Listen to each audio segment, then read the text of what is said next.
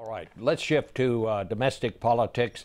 Apparently a big battle coming in the Congress over immigration. The president saying he may take unilateral action that will keep millions of people in this country, illegal immigrants, from being deported. Republicans say that's waving a red flag in front of a bull. They're going to try to stop that. Some are even talking about maybe shutting down the government. What is your advice to the Republicans at this point, Governor? Well, my advice to the Democrats at this point, and to the president in particular, is take a breath. The president said that he was not on the ballot in the election that was just held, but that his policies were.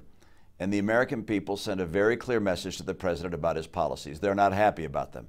The president ought to let the Republican Congress, the Republican House and the Republican Senate come together with legislation that they put on his desk which relates to immigration.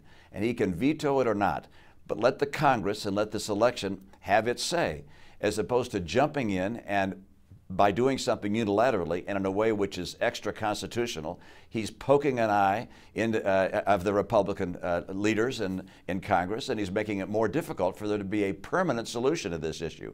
What he's proposing to do is a temporary solution which would ultimately potentially be reversed by a Republican president. It's the wrong way to go. It doesn't help the people that are really hurt by the lack of policy in this area, and it's going to set back as opposed to bring forward the needed reforms that the American people want. If it came to shutting down the government to prevent him from doing that, would you advise Republicans to do that, or would you want them to do something else? Well, I think there have got to be more productive ways for us to be able to impress on the president the need to work for a permanent solution as opposed to a temporary stopgap solution. This idea of poking Republicans with a stick in the eye is not a good idea. He knows that. Look, I had a circumstance where I fought very hard to get a majority in my state of Democrats whittled down a bit. And so I ran Republican state senators and state representatives. We worked very hard, and guess what? I lost. It didn't pick up a single seat. But instead of fighting the Democrat majority, we sat down and said, you know, we got to go about the people's business. The president has got to learn that he lost this last election round. The American people spoke loud and clear. Let those people who were elected come together with a piece of legislation on this and other topics, and then he has a chance to veto them if he doesn't like them.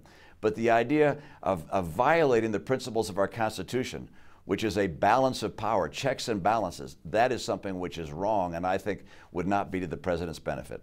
Governor, thank you so much for being with us this morning. We hope we'll see you again. We will hear next from Democrat Claire McCaskill when we come back in 1 minute.